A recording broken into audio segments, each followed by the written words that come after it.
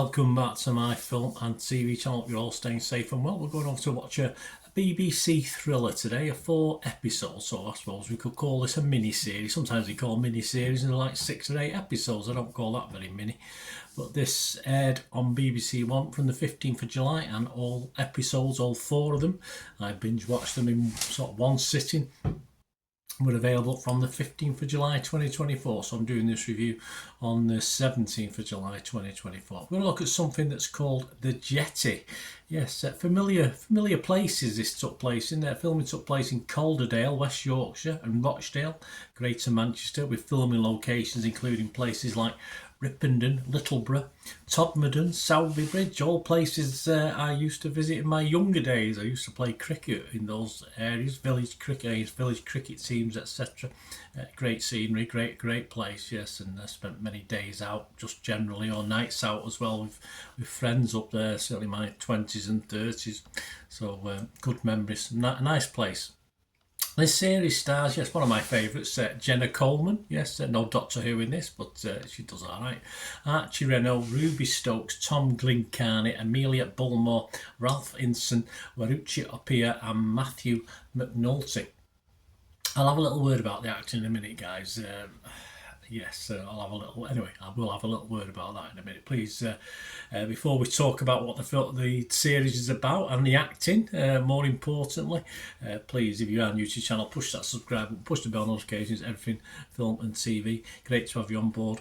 Reviews like this, information, vlogs, and of course, I do stuff on my football team, Manchester City, as well. So if that's any interest, or you know someone who might be interested, give me a kick in my direction. I'm always grateful.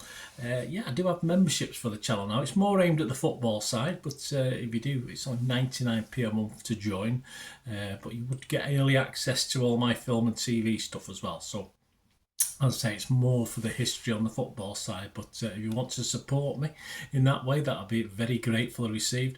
And also sponsorship, a quick shout out to my friends and sponsors, Piat6505. They've got an eBay shop.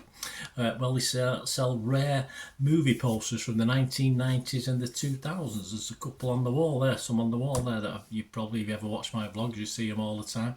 Just great gifts as well, not just buy for yourself, but you can buy them and then frame them as gifts for other people. Great. And they've got some rare DVDs on there as well, almost 600 items at the moment. They do try and add to that weekly as well. So if you go onto eBay and type in Piat6505 on the advanced search button, or quite simply go to the description below of this and you'll type in, copy and paste the link, and you can go straight to the shop. And if you do place an order, have a good look round.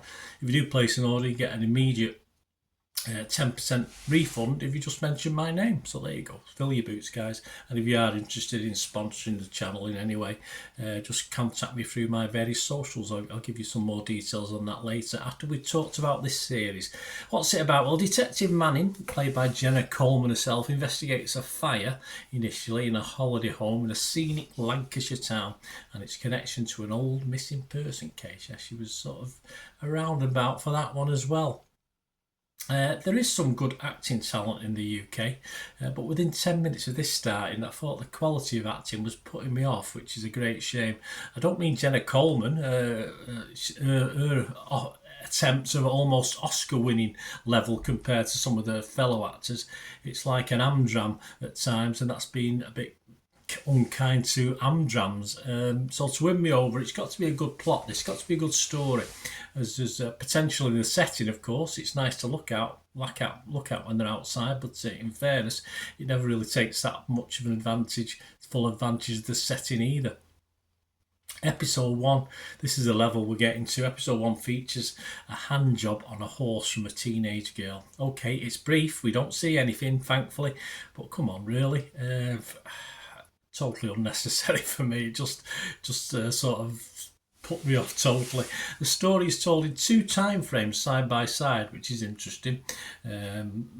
Going backwards and forwards. Of course, the now is obviously the crime procedural crime drama, and the old one is what leading up to the drama till the local girl goes missing, and it works pretty well overall. I'll admit it took me a little bit of a time to realise it was different times. It was different. One was back in 2007, the other one was more modern times. So, and I wasn't alone in that. Other people thought that, looking at some of the reviews as well. So it did take me a little while for it to just soak in what was going on. This was a little note actually of my, what I'm trying to do is just rate each episode as I'm watching through. So my episode ratings, I give episode 1 just 5 out of 10. I said it was an okay setup, but acting quality quibbles as mentioned. I need a little bit more. Episode 2, I give a 5 out of 10 again. I said the episode reaches a nice cliffhanger, but it was fairly laborious getting into it. Episode 3, slightly better, 5.5 out of 10. Beginning to watch this more as the back in time family drama now. Was more interested than the police bit later on, because that was taking a bit of a back seat now. There was another good cliffhanger though at the end of it to keep you watching, I suppose. And episode 4, I rated the highest of all 4. I give a 6 out of 10. I said not a bad conclusion of a bit of a cop out, but a bit of a yawn getting there overall. So sadly, just a bit mundane for me. This just not enough in for it. As I say, I think the acting ruined, the talent acting ruined it for me. If it had been better actors in the emotional scenes, etc., I think it would have been better. But it's just a plethora of poor to average acting talent in this. I think some of the best acting talents are doing stuff for Amazon and Netflix and all these streaming people. I think the BBC and the ITV are struggling to get hold of decent talent, unfortunately. The 2007 flashback and yes, even the now timeline also felt as though it was 1977. Never mind 2007 or 2023-24. As far as the characters, it just didn't work really for me. So not great, but not a disaster, but not great. I've got would be Rotten Tomatoes. It's borderline really, fresh or rotten. I would have to just plump for fresh because of Jenna Coleman probably. I'd be mixed on Metacritic, and I'm just going to give it this my minimum score. As I say, it could have gone into the region of no score whatsoever, but again, probably because of Jenna Coleman's efforts in it, I'm going to give this a 5 out of 10. So that's the best I can do.